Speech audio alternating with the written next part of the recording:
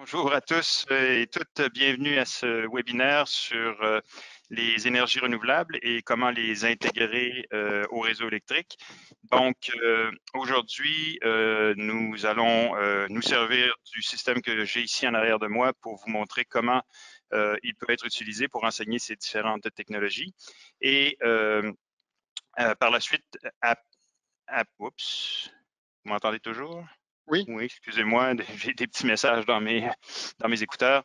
Donc, par la suite, donc on va d'abord regarder de manière théorique aux énergies renouvelables, l'énergie solaire, l'énergie éolienne, quels sont les concepts à enseigner, comment ils peuvent être enseignés. Et par la suite, on va faire une démonstration de ces énergies-là et comment les intégrer au réseau électrique à l'aide du système qui est ici en arrière de moi. Par la suite, finalement, à la fin de la présentation, il va y avoir une période de questions pour que vous puissiez nous poser vos questions, si vous en avez, nous l'espérons. J'ai avec moi deux de mes collègues ici en ligne, Gonzalo Mora et François-Xavier Bellil, qui vont m'aider à répondre à vos questions, à vos problèmes techniques si vous en avez, relayer les questions pour que je puisse y répondre. Et donc, dans quelques instants, je vais vous présenter une petite présentation PowerPoint qui va me permettre de mieux vous les présenter. Mais pour commencer, j'aimerais que Gonzalo, on est à combien quel pourcentage des gens sont arrivés, Gonzalo? on est à 10 personnes arrivées. Bonjour tout le monde. Bonjour, merci encore une fois Gonzalo. Donc, on va attendre parce qu'on attend plus de personnes. Et en attendant, je vais vous faire répondre à quelques petites questions pour que je puisse évaluer votre niveau de connaissance préalable sur les sujets qu'on s'apprête à discuter aujourd'hui, de façon à ce que je puisse enligner ma présentation pour le mieux possible répondre à vos questions. Donc, on vous envoie d'abord un premier petit sondage pour savoir lesquels d'entre vous sont familiers avec les technologies d'énergie renouvelable.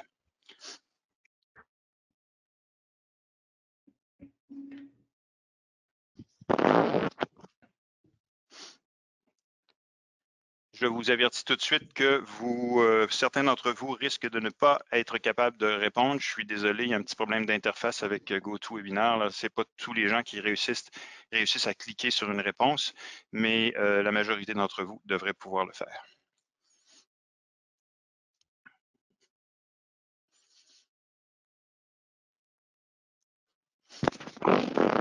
OK, donc ça a été la première question. Maintenant, on va envoyer la deuxième. Merci de votre réponse.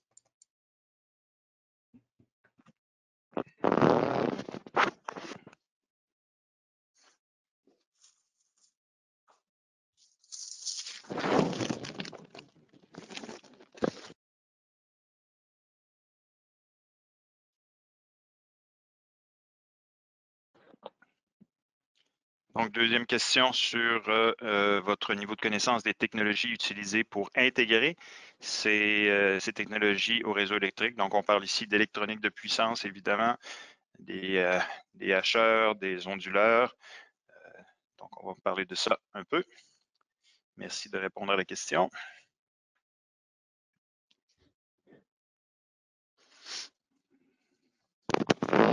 Il y a encore des réponses qui continuent à rentrer. On va donner quelques secondes de plus. OK, je vais fermer cette question et je vais lancer la troisième question.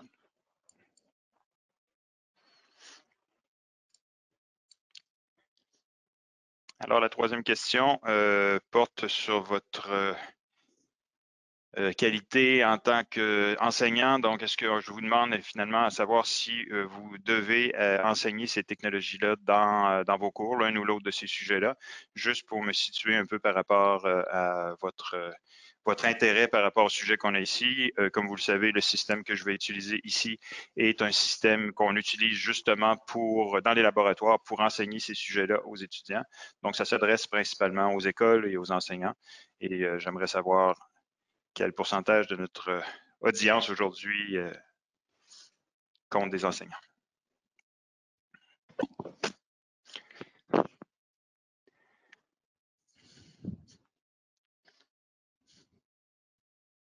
C'est bon? Donc, maintenant, on va vous présenter un petit PowerPoint, François-Xavier, s'il te plaît, dans lequel on va vous présenter rapidement la compagnie, nous présenter en tant qu'équipe, l'équipe des formateurs ici à Festo Canada, Festo Didactique Canada. Et par la suite, on va enchaîner avec la présentation comme telle sur le sujet qui nous intéresse. Donc, François-Xavier, s'il te plaît. Oui, ça devrait être diffusé maintenant. Merci.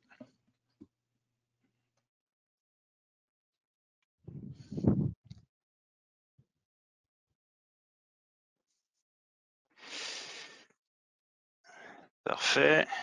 Donc, ce que vous voyez ici à l'écran, c'est une image de nos bureaux à Québec, qui aussi est l'usine dans laquelle la majorité des équipements que nous vendons dans la série LabVolt sont fabriqués. Donc, on est situé dans la ville de Québec, au Canada. À la droite, vous voyez l'équipe de formateurs qui sommes ici présents aujourd'hui pour vous présenter ce sujet. Donc, dans l'ordre, Gonzalo, François-Xavier et le petit, c'est moi, Christian. Et finalement, dans le milieu, on a notre gestionnaire de produits pour la ligne de produits de puissance électrique, Monsieur Mathieu Plourde. Donc, on va passer à la diapositive suivante. Donc, pour vous donner un petit historique très rapide de Festo Didactique, Festo Didactique, c'est la branche didactique de Festo Automation qui vend des produits à des clients industriels dans le domaine de l'automatisation, de la pneumatique, hydraulique, etc. Donc, ça, c'est le volet industriel, mais il y a un volet didactique pour l'éducation, dans lequel on fabrique des systèmes qui sont utilisés dans les laboratoires des différentes écoles techniques, collèges, lycées techniques, universités, pour enseigner les domaines technologiques que vous voyez à l'écran. Donc, on touche pas mal à tout dans le domaine de l'engineering mécanique électrique. Donc, on a l'automatisation, la régulation de procédés, fluidique, donc pneumatique hydraulique, les systèmes de construction, environnement, énergie renouvelable dont on va parler aujourd'hui, l'électronique, l'énergie électrique de façon générale, les métiers industriels, communication radar, CVC, réfrigération. Donc, globalement, on a des systèmes didactiques qui nous permettent de traiter de tous ces différents sujets. Parfait, merci Christian. Donc maintenant, je vais vous parler un petit peu de l'histoire de Festo Didactic. Donc, notre entreprise a été née en 1925 en Allemagne. C'était fondé par M. Goethe Stoll en Eislingen. Et a commencé comme une usine pour faire des équipements pour travailler les bois. Après, en 1955, on avait commencé à travailler avec la nouvelle technologie à l'époque, la pneumatique, et on est devenu une des premières entreprises et un des meilleurs producteurs de produits pneumatiques de la planète. En 1965, on avait commencé à développer Festo Didactic, car la technologie commençait à évoluer et on a vu le besoin de former comme il faut d'une façon cohérente à tous les nouveaux techniciens et toutes les futures générations de techniciens et ingénieurs. En 2014, les deux gros concurrents de la didactique, LabVolt au Canada et Festo Didactic, se sont fusionnés pour grandir Festo Didactic et maintenant, en 2020, on est un des principaux, sinon le principal, fournisseur d'équipements didactiques pour toutes les écoles et les universités autour de la planète. Donc, maintenant, je passe la parole à Christian pour qu'il commence son exposition. Bonne exposition. Merci Gonzalo. Donc, ce ne sera pas long. Si vous pouvez passer effectivement ici.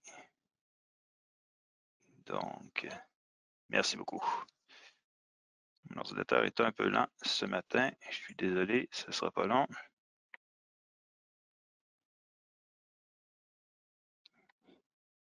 il n'est pas encore tout à fait prêt. Donc, qui sommes-nous? Ce ne sera pas long, je vais passer en mode de présentation dans un instant, quand mon ordinateur va vouloir coopérer. Donc, comme vous voyez, on a ici l'ordre du jour, le programme pour la présentation d'aujourd'hui. Qui nous sommes, c'est déjà fait, nous venons de vous la présenter. On va maintenant regarder de quelle façon on conçoit les systèmes d'apprentissage, les solutions d'apprentissage qu'on fournit à nos clients. Et ensuite de ça, on va rentrer dans le vif du sujet en parlant de l'intégration des énergies renouvelables, l'énergie solaire, l'énergie éolienne et la production résidentielle d'énergie. Pour finir par une démo et des questions, comme je vous le disais tout à l'heure d'entrée de jeu. Bon, alors je semble toujours avoir un petit problème ici. Ah, ça s'en vient. Voilà. On va y arriver. Voilà. Donc, ça a déjà été fait.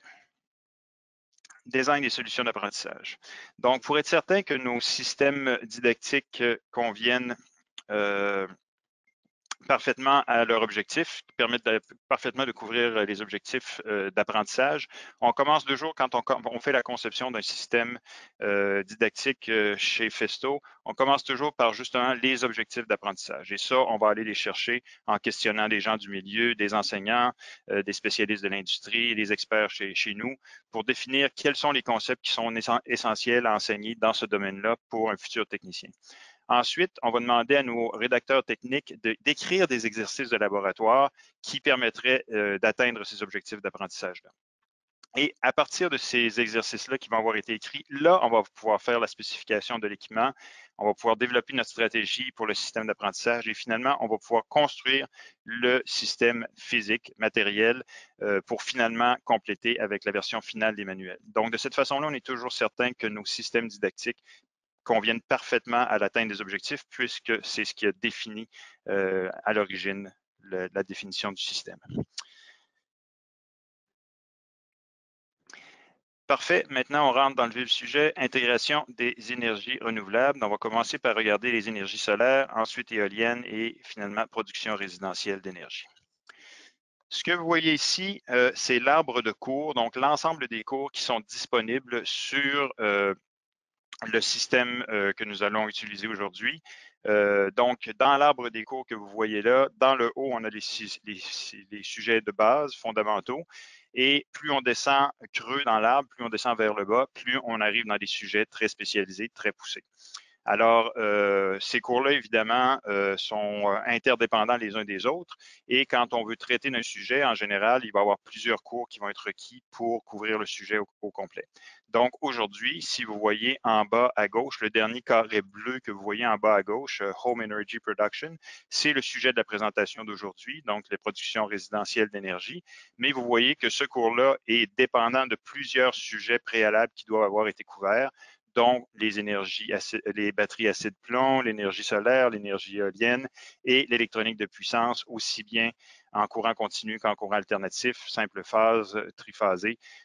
Tous ces sujets-là doivent avoir été couverts pour finalement pouvoir présenter aux étudiants les concepts de la production résidentielle d'énergie. Donc, c'est un peu ce qu'on va faire en accéléré aujourd'hui. On va regarder l'énergie solaire, l'énergie éolienne et un petit peu l'électronique de puissance requise pour faire la production d'énergie résidentielle. Vous remarquerez à droite de l'arbre qu'il y a beaucoup d'autres sujets qui sont couverts, dont les machines rotatives, les machines CC, la correction de facteurs de puissance, les lignes de transmission, la protection du réseau électrique et finalement, tout au bas, on retrouve les technologies avancées de Smart Grid, donc SVC, STATCOM, HVDC. Donc, tous ces sujets-là peuvent être couverts avec le système qu'on va utiliser aujourd'hui. Énergie solaire. Je vais te demander, pas tout de suite. Donc, en énergie solaire, tous nos cours, comme on vient de le voir, chaque boîte que vous avez vue dans l'arbre de cours, c'est un cours complet et chaque cours contient plusieurs exercices. Donc, comme vous voyez ici, le cours sur l'énergie solaire comprend 7 exercices Le premier, on traite de la diode parce qu'une cellule photovoltaïque, ça se rapproche en termes de fonctionnement d'une diode.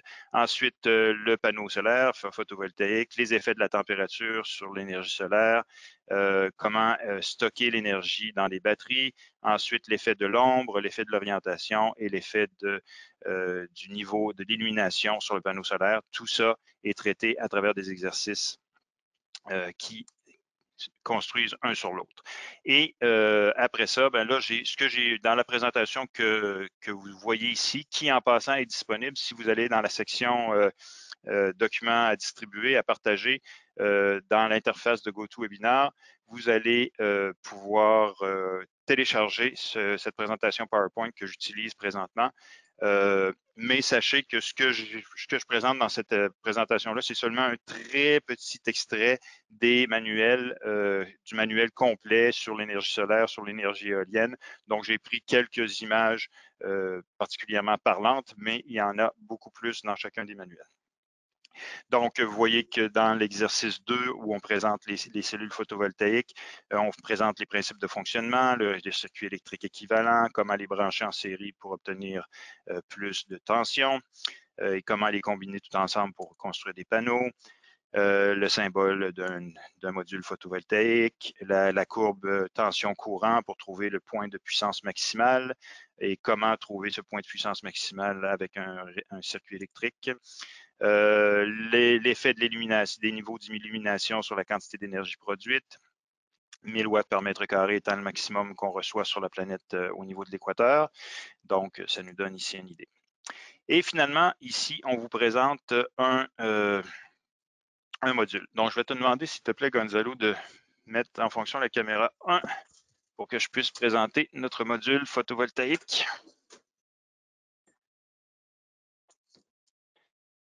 Ici.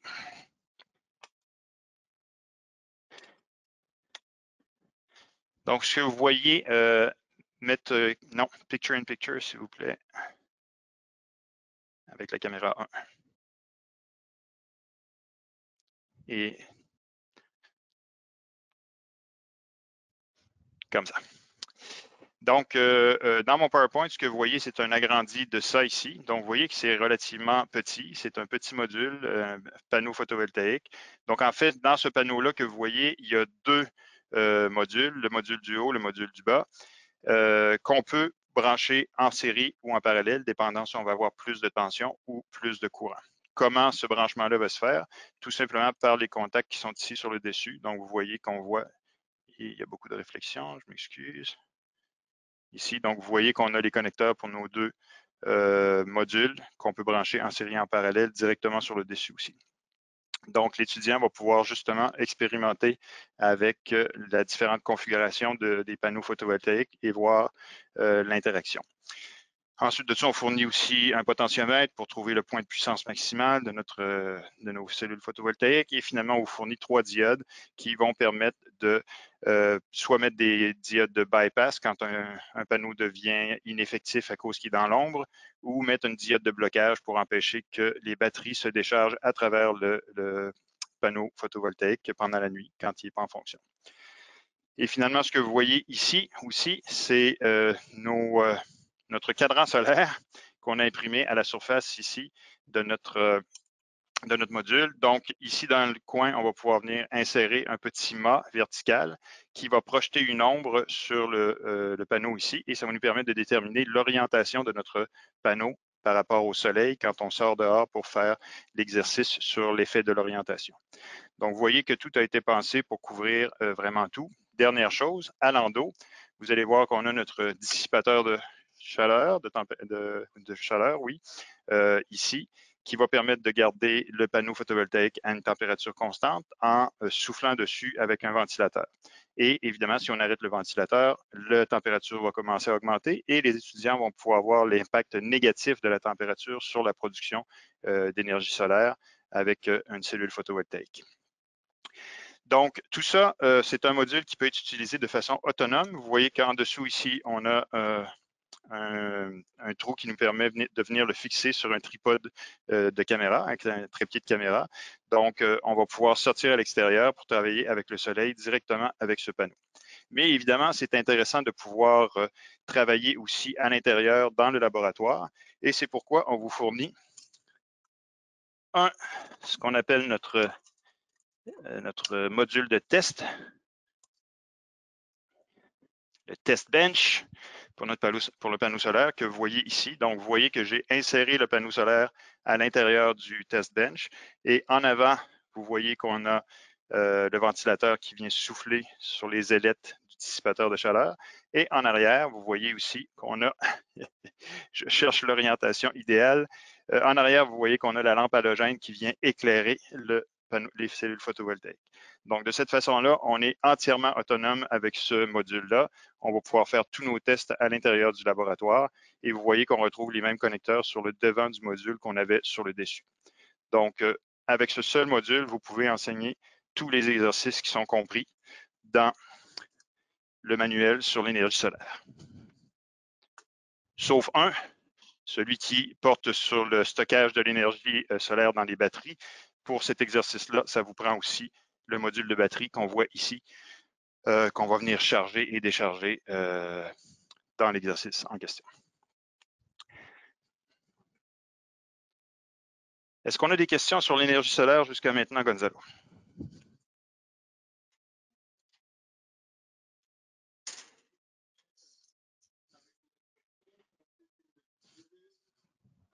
Je vais vous rappeler qu'il y a des handouts dans la section handouts que vous pouvez downloader avant la finalisation du webinaire.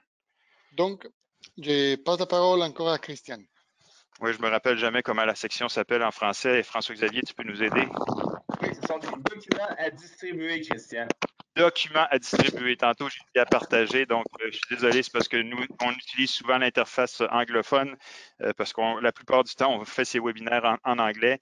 Donc, documents à distribuer, c'est le nom de l'onglet que vous devez déployer en cliquant sur le petit triangle blanc à gauche. Et là-dedans, vous allez voir deux documents que je vous partage. Le PowerPoint que j'utilise présentement et l'extrait du manuel pour l'exercice que nous allons faire tout à l'heure. Donc, vous avez un exercice complet. Ça va vous donner une idée du niveau de détail qu'on va chercher dans nos exercices, dans chacun de nos manuels. Donc, si vous n'avez pas de questions, ne vous gênez pas. Surtout, Gonzalo s'ennuie si vous ne posez pas de questions. Il est là pour répondre à vos questions. Donc, on va passer à l'énergie éolienne. Donc, l'énergie éolienne, c'est un cours en soi, encore une fois, indépendant de l'autre, qu'on peut couvrir indépendamment, mais qu'on peut couvrir aussi avec l'énergie solaire pour pouvoir, dans le contexte justement des énergies renouvelables, une couverture totale des énergies renouvelables. Donc, ici, vous voyez les 4 exercices qui sont dans ce manuel. Donc, vous voyez que le nombre d'exercices varie d'un manuel à l'autre. Ça peut aller de 2 exercices jusqu'à 15 exercices dans un même manuel, dépendant de l'ampleur du sujet couvert. Donc ici, pour les énergies éoliennes, 4 exercices. Un premier exercice sur la tension en fonction de la vitesse de la turbine, la tension produite. Une autre sur le couple en fonction du courant d'une turbine d'éolienne. Ensuite de ça, l'impact de la puissance du vent, de la vitesse du vent, je m'excuse, sur la puissance produite. Et finalement, comment stocker l'énergie produite par une éolienne dans des batteries. Donc, encore une fois, quelques extraits du manuel pour montrer comment on couvre. Donc, ici, on présente à l'étudiant comment calculer la puissance contenue dans le vent. Ça dépend évidemment de sa vitesse, de l'air effective que le vent frappe sur les pales de l'éolienne. Et évidemment, c'est pour ça donc qu'on veut toujours avoir des éoliennes les plus grandes possibles pour couvrir une aire la plus grande possible pour aller chercher un maximum d'énergie.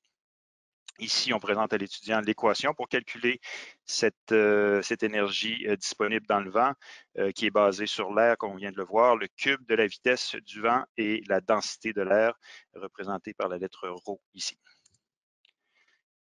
Ensuite, on présente aux étudiants le concept de puissance maximale, comment aller chercher la puissance maximale et comment faire le suivi automatique du point de puissance maximale pour toujours aller chercher un maximum d'énergie. Donc, sachez que notre module éolien que je vais vous présenter dans un instant a un dispositif de suivi de puissance maximale, de sorte que quand on l'utilise pour recharger une batterie, il va toujours envoyer à la batterie le courant qui optimise la puissance extraite du vent. Justement, parlant du module, vous le voyez ici. Donc, encore une fois, s'il te plaît, Gonzalo, me mettre la caméra et non, le picture-in-picture. Merci. Donc, le module que vous voyez dans la présentation PowerPoint, vous le voyez ici en réel. Donc, vous voyez que présentement, il est déjà branché parce que c'est pour l'exercice qu'on va faire ensemble dans un instant. Donc, vous pouvez voir qu'on a la sortie triphasée ici, la sortie de nos 3 enroulements de notre génératrice synchrone, moi, asynchrone dans ce cas-ci. Cette sortie-là triphasée peut être envoyée directement juste à côté au module de charge pour charger la batterie. Donc, on envoie la sortie triphasée. Ici, le module de charge peut être configuré pour indiquer la tension maximale à ne pas dépasser sur la batterie pour ne pas tomber dans la tension de dégazage. Et finalement, on va venir brancher la batterie justement ici à la sortie. Donc, vous voyez, c'est déjà ce que j'ai fait ici. Je suis déjà relié à la batterie à travers le module. Ensuite de ça, dans le bas du module, on va aussi, excusez, comme ça, dans le bas du module, vous allez voir qu'on retrouve un pont de diode qui permet de redresser notre tension triphasée vers une tension CC et finalement 3 résistances qui vont permettre de venir mettre en charge notre génératrice et voir l'impact que la charge a sur la vitesse de la génératrice, évidemment, et le couple qu'elle doit développer. Tout, encore une fois, c'est un module, comme vous voyez, assez self-contained qui s'auto-suffit parce que tout ce dont on a besoin pour les exercices s'y trouve. Pas tout à fait tout, en fait, dans ce cas-ci, pour couvrir les énergies éoliennes avec notre système, il va falloir aussi que, oui, s'il vous plaît, Gonzalo, il va falloir aussi que, évidemment, on ait des appareils de mesure. Donc, ça, les appareils de mesure, vous pouvez toujours utiliser ce que vous voulez, mais on fournit ici un module tout à fait très utile qui comprend 4 entrées en tension, 4 entrées en courant, qui va numériser ces données-là pour les envoyer à l'ordinateur pour pouvoir en faire l'analyse et aussi calculer d'autres paramètres à partir de tension et courant. Donc ça, c'est un module très utile qui est utilisé dans le cadre du cours sur les énergies éoliennes. Et vous allez avoir aussi besoin, évidemment, de vent. Alors, étant donné qu'on n'a pas, sur notre module d'éolienne ici, on n'a pas de pales qui sont montées sur la génératrice. Donc ici, vous voyez en arrière, c'est tout simplement la génératrice. Donc, normalement, on aurait les pales qui seraient montées ici sur le rotor pour faire tourner la génératrice dans le vent. Mais comme on est en situation de laboratoire, on veut être indépendant des conditions de vent à l'extérieur. Donc, ce qu'on fait, c'est qu'on vient relier, je vais réouvrir, relier mécaniquement notre génératrice à notre dynamomètre qui est ici, qui est un moteur CC contrôlé par ordinateur, qui va nous permettre de venir simuler différentes conditions de vent. Donc, vous voyez que les deux sont reliés par une courroie ici, et on va pouvoir venir contrôler notre dynamomètre ici pour qu'il produise, pour qu'il tourne à une vitesse qui correspond à certaines conditions de vent, que ce soit l'humidité de l'air, le type de turbine qu'on veut reproduire ou la force du vent qu'on veut reproduire. Christian, maintenant on a une question. C'est quelle est la puissance de la génératrice? Tous les moteurs et les génératrices qu'on retrouve dans ce système sont d'environ 200 watts, donc 0,2 kW. On a aussi pour plusieurs de nos modules, mais ce n'est pas dans le domaine des énergies renouvelables, mais plusieurs de nos modules sont aussi disponibles en 2 kW. Évidemment, ce n'est pas pour le même prix. Ce sont des machines à ce moment-là de calibre industriel, mais pour les besoins de l'enseignement en laboratoire, on préférait avoir des petits moteurs, donc tout est à 0,2 kW. Merci à vous pour la question.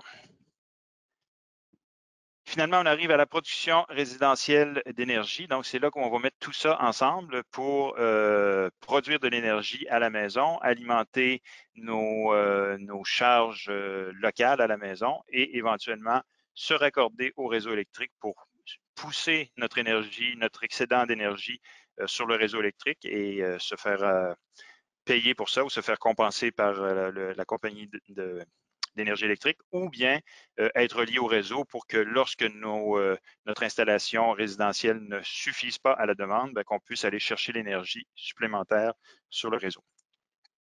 Donc ça aussi, c'est un cours à part entière. Alors on voit ici les exercices qui sont compris dans ce manuel, 5 exercices. Donc, à commencer par la production d'énergie résidentielle en mode autonome, c'est-à-dire on n'est pas relié au réseau, alors on pense à un petit chalet isolé qui n'est pas raccordé au réseau électrique. On va pouvoir avoir un panneau solaire qui va nous permettre d'alimenter nos charges locales ou notre petite éolienne montée sur le toit. Donc, c'est la situation. Ensuite de ça, on va se raccorder au réseau électrique, mais en simple phase, avec un onduleur simple phase. Et par la suite, on va pouvoir se raccorder au réseau électrique à travers un onduleur sans convertisseur CC-CC ou avec convertisseur CC à CC.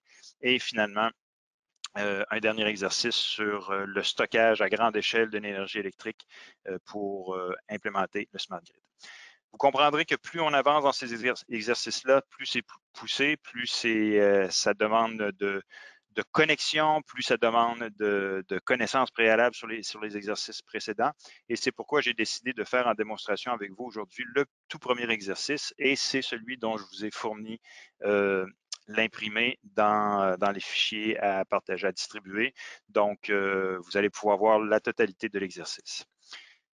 Donc, en introduction, dans ce manuel, on présente on parle des différents types d'énergie renouvelable, comment de plus en plus on retrouve des sites de production décentralisés, donc chacune des maisons produisant sa propre énergie. On voit ici la Suède qui a poussé très rapidement dans ce domaine-là et où on retrouve énormément de producteurs résidentiels d'énergie, de sorte que le réseau n'a plus besoin de fournir autant d'énergie, est totalement décentralisé, avec tous les avantages que ça présente.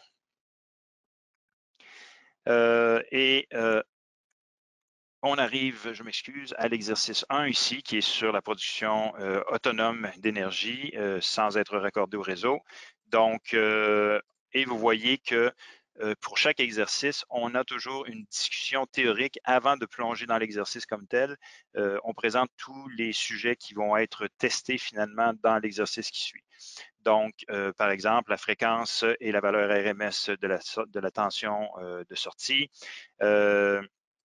Utilisation de la tension en boucle de rétroaction, le circuit qui permet de limiter la puissance de sortie pour protéger le circuit de protection de la batterie pour être certain qu'elle ne se décharge pas trop, et finalement l'onduleur isolé.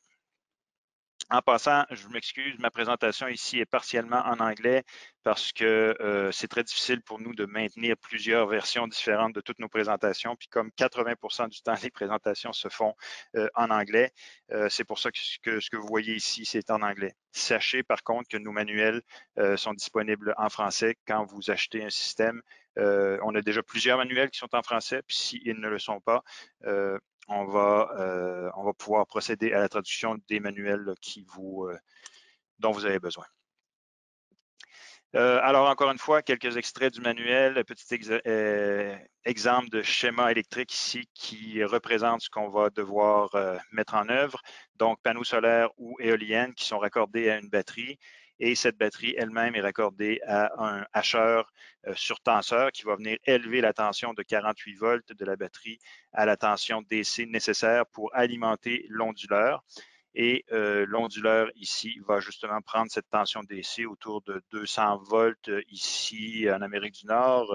Chez vous, on parlerait plus de 350 volts pour le bus DC pour onduler ça et à la sortie, retrouver la tension ondulée à 60 Hz, 120 volts pour l'Amérique du Nord ou à 50 Hz, 220, 230, 240, dépendant du pays où vous êtes à la sortie pour pouvoir alimenter localement les charges.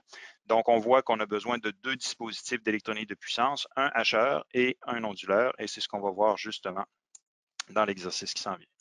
On présente aux étudiants les équations requises pour calculer justement la tension du bus Donc, je vous disais 350, c'est 345,7 pour avoir une sortie à 220 volts. Donc, comment calculer la tension CC du bus DC qui alimente l'onduleur. Ici, petit schéma qui présente les circuits de protection, la boucle de rétroaction pour mesurer la tension justement de notre bus DC et qui vient alimenter ici notre comparateur qui va comparer la tension de sortie actuelle du hacheur à la tension de consigne qu'on lui a donnée, donc le 345 volts qui est notre consigne. Donc, il va venir comparer. Si la tension ici est inférieure à ça, on va augmenter notre rapport cyclique pour avoir une tension plus élevée. Je m'excuse, sur tension, on va diminuer le rapport cyclique dans ce cas-ci pour augmenter la tension à la sortie. Le circuit devient de plus en plus complexe. Ici, on rentre dans les circuits de protection qui vont venir monitorer en temps réel le courant de sortie pour être certain que la puissance fournie à la sortie ne dépasse pas la capacité de notre système. Et si c'est le cas, on va venir on va mettre sous tension le système pour le protéger. Et même chose pour la batterie, on va venir mesurer la tension à la sortie de la batterie et si cette tension devient trop faible, on va arrêter le système pour protéger la batterie. Et ça, c'est le circuit complet qu'on va mettre en œuvre ensemble dans l'exercice qui vient. Donc, justement, on arrive à la démo. Des questions avant qu'on plonge dans la démonstration? Oui, il y avait une question. Est-ce qu'on peut utiliser une génératrice asynchrone dans les mêmes systèmes? Oui, absolument. C'est sûr que vous pouvez utiliser ce que vous voulez ici. En fait, ici, on est en asynchrone parce que notre sortie n'est évidemment pas en... on ne contrôle pas la vitesse de rotation de notre turbine pour avoir une sortie à 50 ou 60 Hz et ce n'est pas non plus une turbine... Gonzalo. On ne contrôle pas non plus, je veux dire, ce n'est pas une génératrice à rotor bobiné qui nous permettrait de justement injecter une tension à l'interne pour contrôler la tension de sortie. Donc, on est vraiment en asynchrone. La fréquence de sortie est variable en fonction de la vitesse du vent et on redresse cette tension triphasée-là vers du CC pour le pousser vers la batterie. Et à partir du moment qu'on est en CC, bien évidemment, on va pouvoir réonduler à la fréquence exacte qu'on veut avoir avec notre onduleur. Donc, c'est présentement une génératrice asynchrone que j'ai ici et vous pourriez la remplacer par n'importe quelle autre machine asynchrone que vous avez qui respecte la tension, je m'excuse, la puissance maximale de 200 watts du reste du système.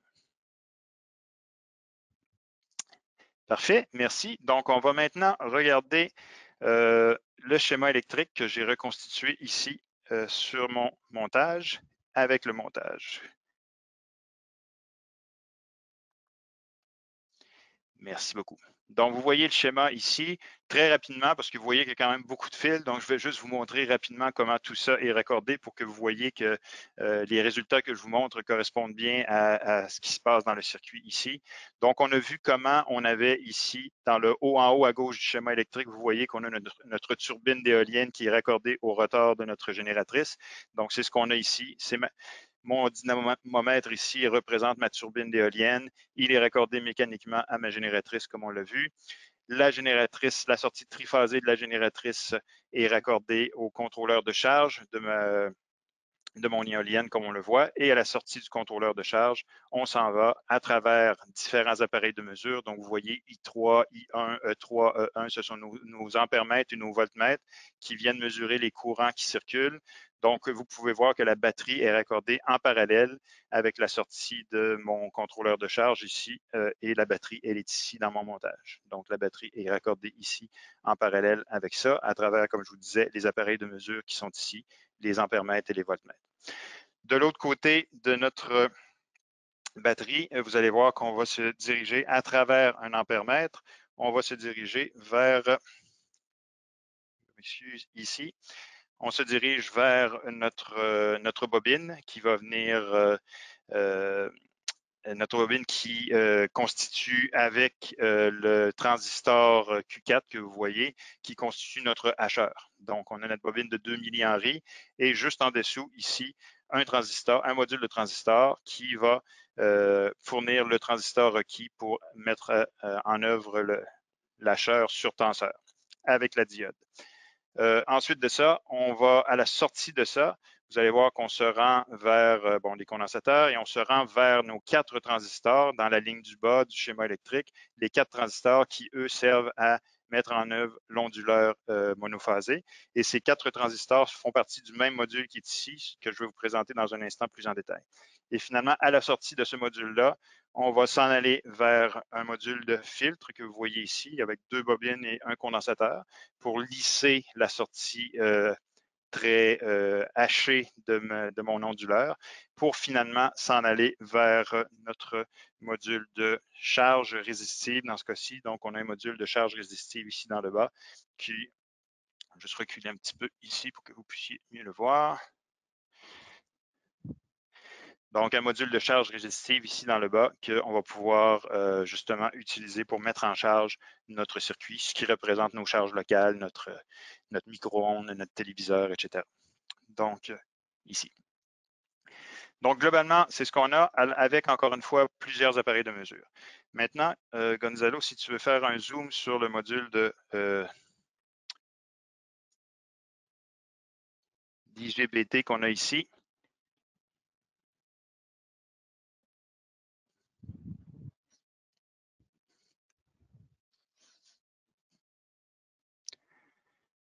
Parfait, merci. Excellent.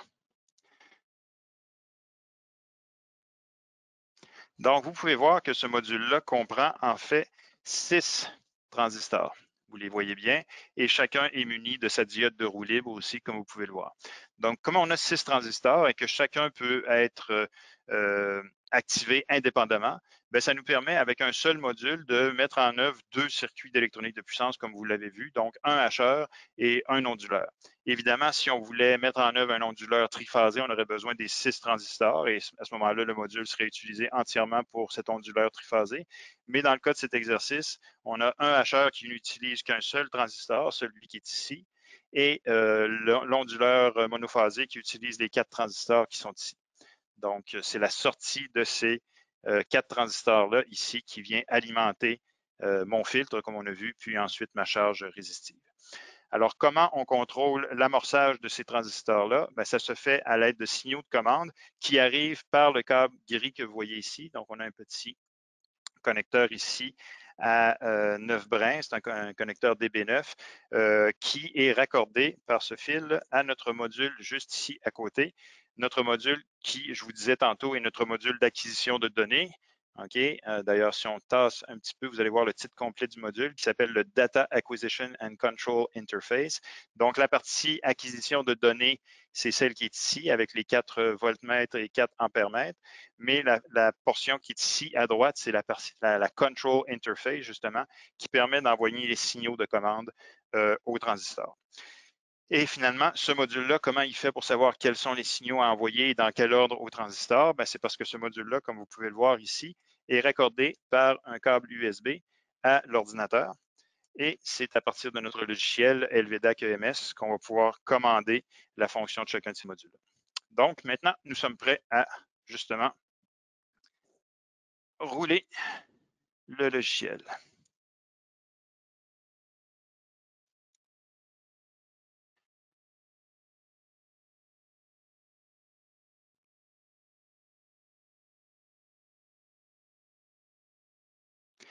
Donc, quand on lance le logiciel, il nous demande si on veut fonctionner en mode branché ou en mode de démonstration. Sachez que ce logiciel-là, en passant, est disponible gratuitement sur notre site Internet qui s'appelle encore labvolt.com. Donc, si vous allez sur le...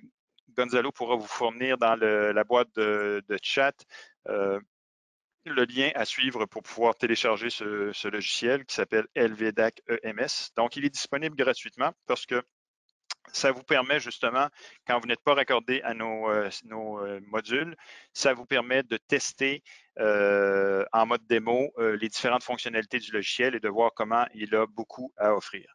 Donc, je pourrais le partir en mode démo, mais là, dans ce cas-ci, évidemment, je veux fonctionner en mode branché parce que je suis branché à mon équipement à travers les 2 câbles USB. Alors, quand on parle de logiciel, on s'assure qu'il y a un module d'acquisition de données qui est raccordé à l'ordinateur et qu'un module de dynamomètre qu'on va utiliser pour simuler le vent est aussi raccordé. Vous pouvez choisir ici dans le bas la tension et la fréquence de votre réseau. Dans mon cas ici, je fonctionne avec nos équipements 120 volts 60 Hz. Alors, quand on lance le logiciel, il nous donne accès à plusieurs outils différents dès le départ, dont des cadrans qui vont nous permettre d'afficher tension, courant, puissance, fréquence, impédance, facteur de puissance, etc., etc. Tout ce qu'on peut finalement calculer à partir de la tension et du courant va pouvoir être affiché ici. Et on a aussi des fenêtres pour contrôler notre DACI et notre dynamomètre. Alors, je vais maintenant ouvrir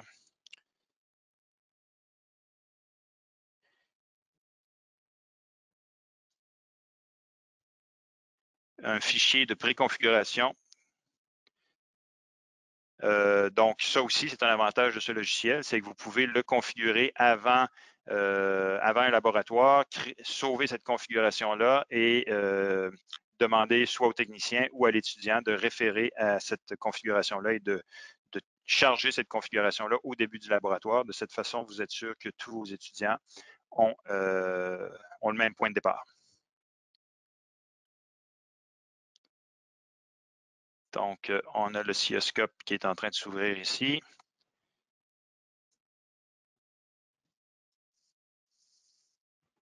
Voilà.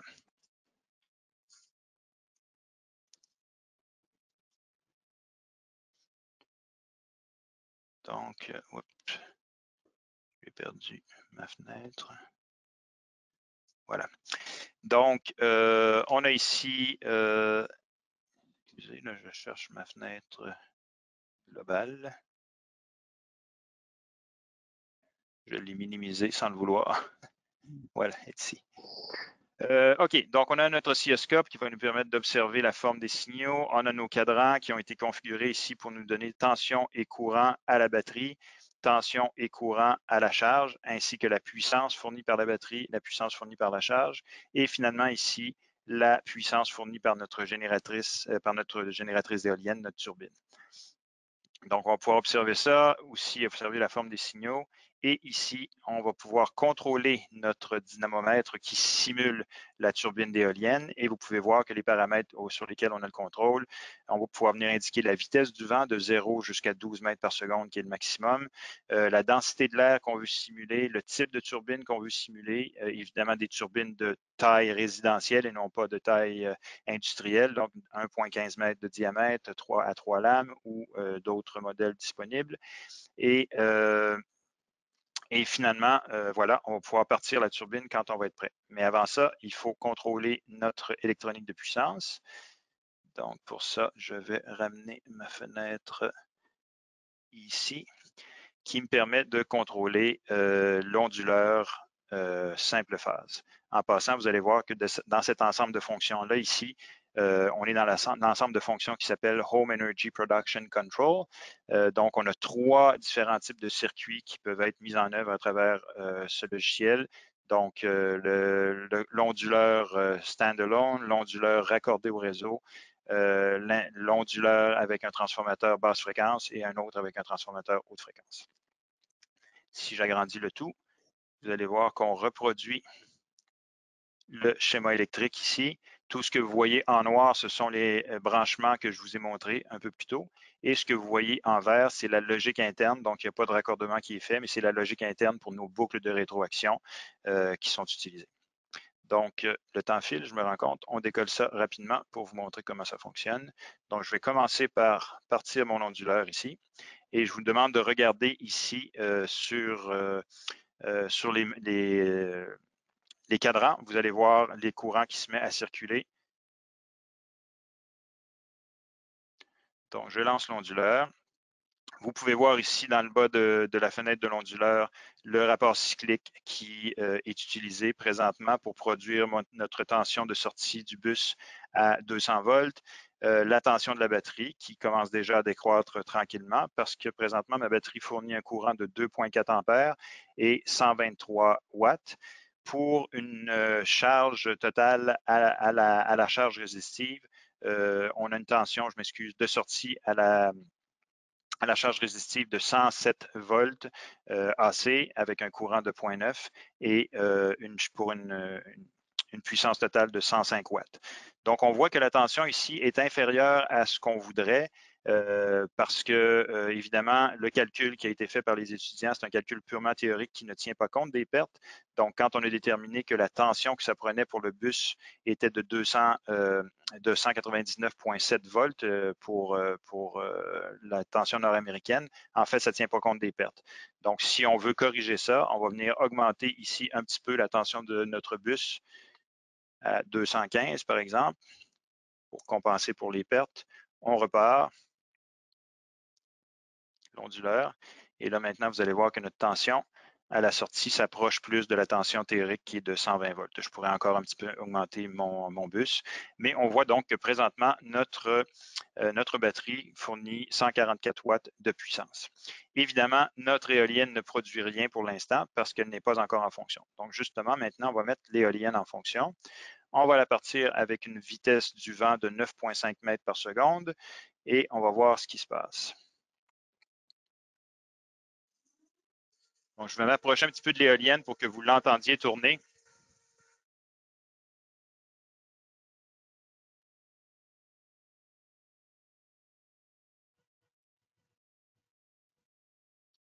Je ne sais pas si vous avez remarqué que pendant qu'elle tourne, on entend sa vitesse changer. C'est parce que, comme je vous disais, notre module de charge de batterie fait le suivi du point de puissance maximale. Donc, il va essayer différentes vitesses pour, dans les premières secondes pour trouver le courant optimal qui permet d'aller chercher un maximum de puissance. Donc, on voit maintenant que notre éolienne tourne à 960 RPM avec un couple de 1,9 Nm et la puissance mécanique correspondante, 193 watts. Donc, ça, c'est la puissance mécanique. La puissance électrique fournie par la génératrice est de 150 watts. Donc, évidemment, il y a une perte entre la puissance mécanique et électrique.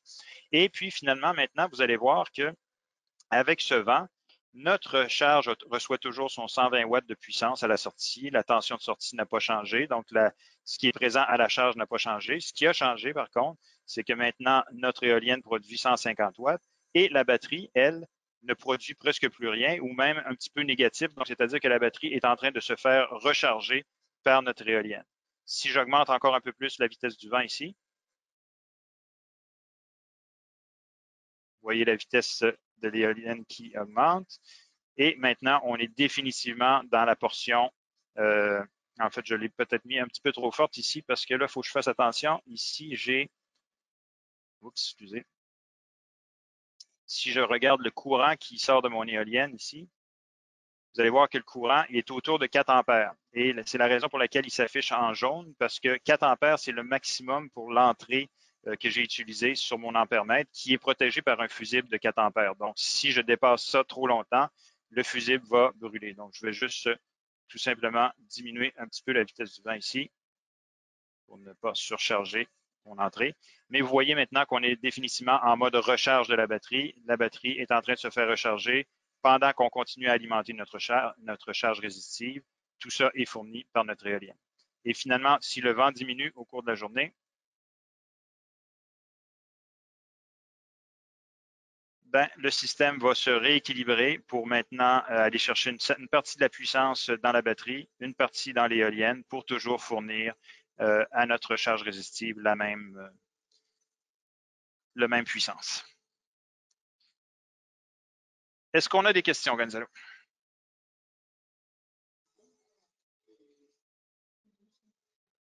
On ne t'entend pas, oui.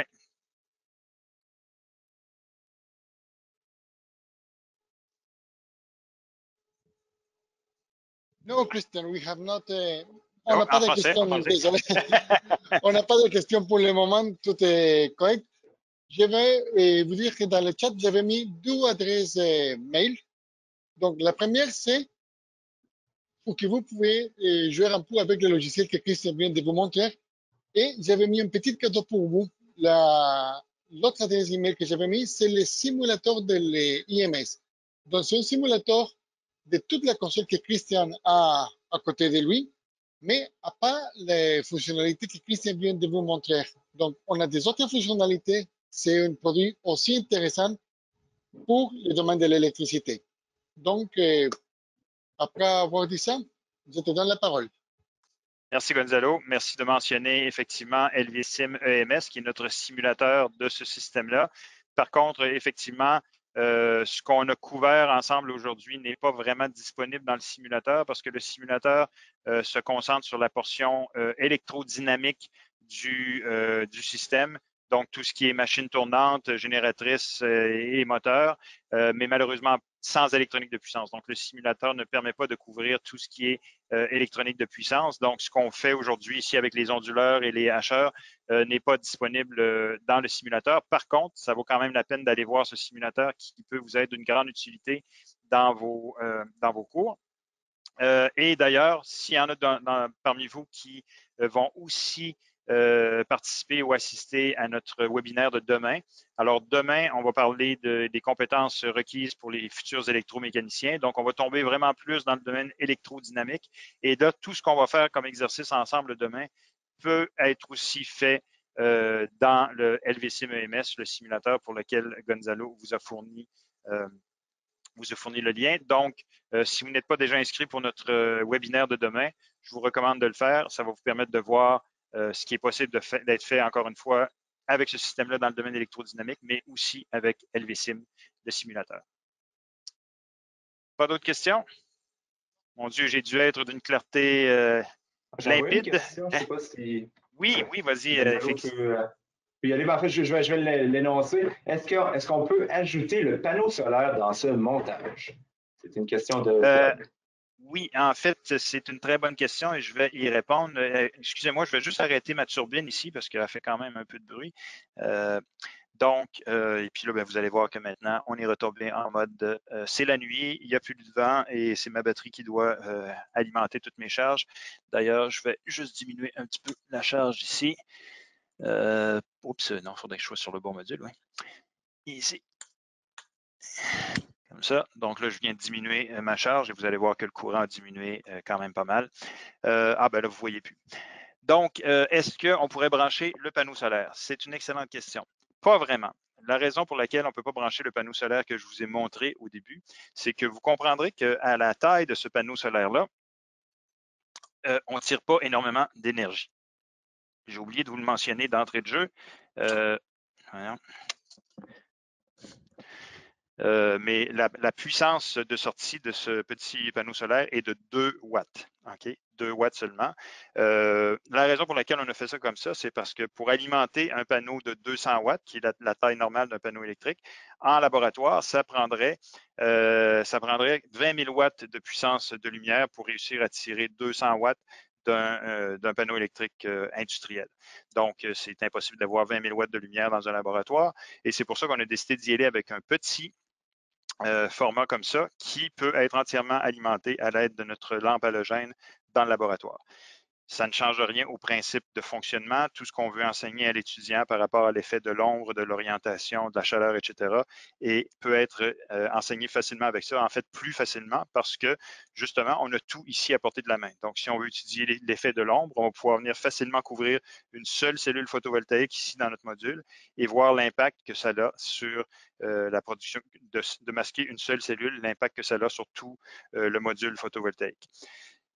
Quand vient le temps de tester la production d'énergie solaire dans un système comme tel, alors à ce moment-là, on utilise notre simulateur de panneaux solaires qui est disponible à l'aide de ce module-ci. OK? Donc, je vais juste vous montrer rapidement. Et puis après ça, on va devoir terminer. Si je viens ici sur la fenêtre qui commande ce module, je vais le passer en mode production d'énergie électrique parce que c'est un module qui a les deux fonctions. Et vous allez voir qu'ici, dans les fonctions disponibles, on a tout au bas Solar Panel Emulator. Fait qu'il peut se comporter comme un émulateur de panneaux solaires. dans lequel je vais pouvoir dire, OK, voici l'intensité lumineuse du soleil que je veux simuler, voici le nombre de modules que j'ai de branchés en série, le nombre de modules que j'ai de branchés en parallèle, et on va pouvoir le démarrer. Et à partir de là, il va commencer à nous produire une tension électrique correspondante. Donc, on a un panneau solaire configurable finalement dans le laboratoire. Et là, la sortie de ce panneau-là, de notre module, la sortie du module ici qu'on va prendre sur ces deux terminaux-là va pouvoir être branchée comme je l'ai fait ici avec l'éolienne. Je pourrais le brancher en parallèle avec ma batterie pour obtenir le même résultat. Okay. Peut-être pour compléter, Christian, est-ce qu'il est quand même possible d'émuler le panneau en même temps que l'éolienne? Je ne sais pas s'il peut y avoir deux circuits séparés. Oui, on pourrait effectivement avoir les deux branchés en parallèle sans difficulté.